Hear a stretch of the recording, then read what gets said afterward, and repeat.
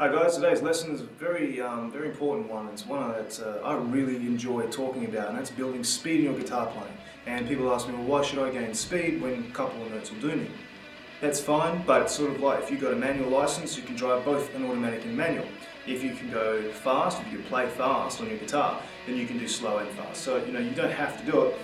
You can get your automatic license and just drive automatic gear, but in time, you want to be able to do both. So building speed is something that, it's a bit of a history when you were younger, when you tried to do downstroke only, then you transitioned from downstroke to alternate picking.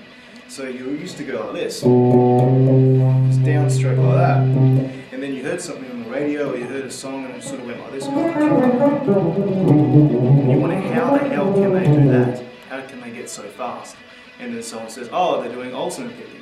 But then you learn alternate picking, but then something else happens is that you are very limited by that movement. Alternate picking is all about transitioning between strings as smoothly as possible with the up, down, only mindset.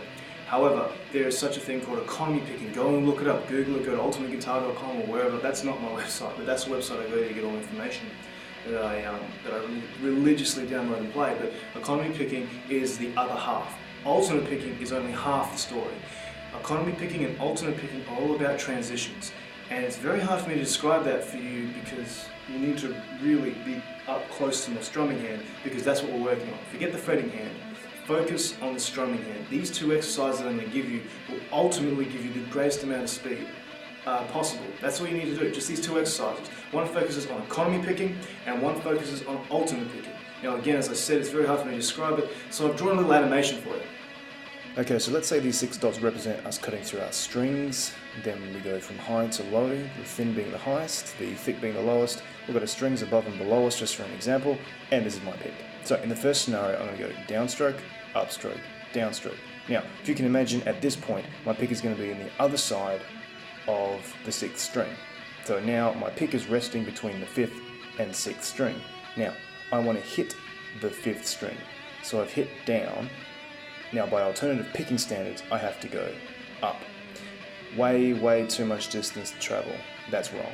A better way to do it is down, up, down, and then I keep going down to hit that next string. This is called economy picking. Alternative picking is just that. You do not break rhythm when you go up, down, and so on. So you go down, up. Now, I want to hit the 5th string at this point. Now, my pick right now is on the outside of that 6th string. Don't worry about the diagram you see. That's still there, but the pick is on the outside of that 6th string. So I've gone up.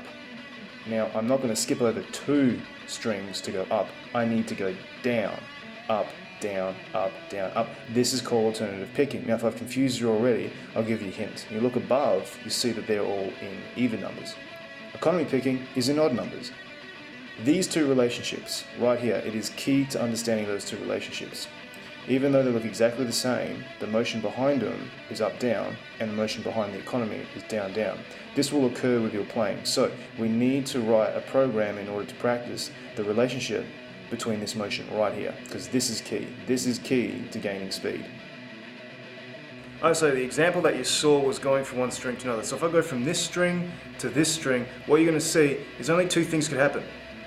I'm going to go down, up, I'm going to be on this side of the string in order to hit that, or I'm going to be on this side of the string in order to hit that. So if I go down, up, I have no choice but to go down. That relationship there, skipping over this string to get to that string, is what I call alternate picking. The relationship where you go from down, up, down, down, that down is called economy picking. You could call it sweep picking, but that's the example I give.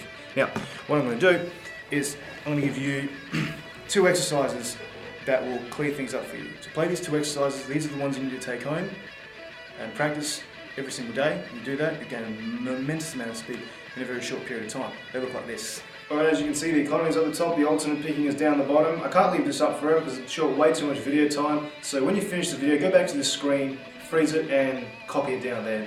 An example of that would be, say, the Ionian mode in major scale. I'm going to show you, it looks like this.